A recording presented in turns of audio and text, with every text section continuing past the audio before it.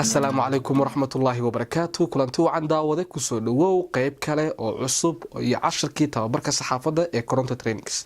Haddii aad maanta ku cusub tahay fadlan subscribe dheh aladkana furo si aad markasta u heshid casharadan. Kusoo dhowow casharkeena maanta. Toddobaadkan casharkeena waxa uu ku saabsan yahay adeegsiga ereyada xukunka sameeya. Macnaha ereyada marka la isticmaalo laga dhex arkayo aragtida qofka.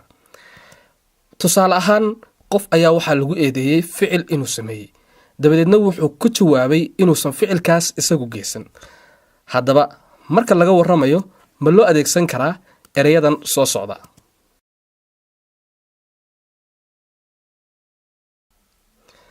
mahad wuu inkiray. may waa khalad. maxaa yeelay mahad wuu inkiray macnaheedu waxa weeyaan waxan wuu sameeyay laakiin wuu isdiidsiinayaa weeyaan oo adiga ayaa xukun ku fuliyay. sidoo kalena mahad wuu dafiray iyaduna waa khalad.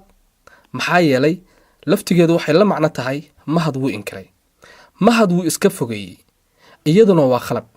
maxaa yeelay wuu iska fogeeyay macnaheedu waxa weeyaan ficilkani wuu jiraa oo khaladkaas waa la geystay ama hawshan waa dhacday laakiin wuxuu yidhi aniga ma aha cidda samaysay.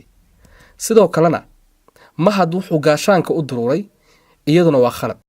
maxaa yeelay gaashaanka u duruuray ma aha hadal la fahmi karo oo dadku wada qaadan karaan. sidoo kale mahad wuu daatifeeyey iyadana lama isticmaali karo. maxaa yeelay ma aha erey la fahmi karo oo dadku wada qaadan karaan. mahad wuxuu waxba kama jiraan ku tilmaamay arrintaa iyo arrintaas. laftigeedu ma aha erey ku habboon sidii uu qofkan u jawaabay. maxaa yeelay qofkan waxa uu yidhi anigu waxaa ma geysan waxaasna ma jiraan buu yidhi laakiin wuxuu waxba kama jiraan ku tilmaamay xoogaa ka badbadin ayaa ka muuqata. laakiin si fudud waxaad u oran kartaa mahad wuxuu beeniyey arrintaa iyo arrintaas. markaas kamana aada badbadin waxna ma aada samayn sidii uu u yidhi ayaad u sheegtay.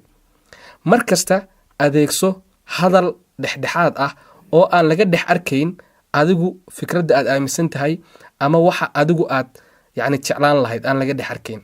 adeegso mar kasta ereyadaas. maxaa yeelay haddii aad adeegsatid erey cid dembi saaraya ama meel kale arrin taagneyd dhinac kale u riixaya waxay samaynaysaa inay dhexdhexaadnimadaadii saameyn ku yeelato. casharkeenni maantuna intaas ayuu inoogu egyahay.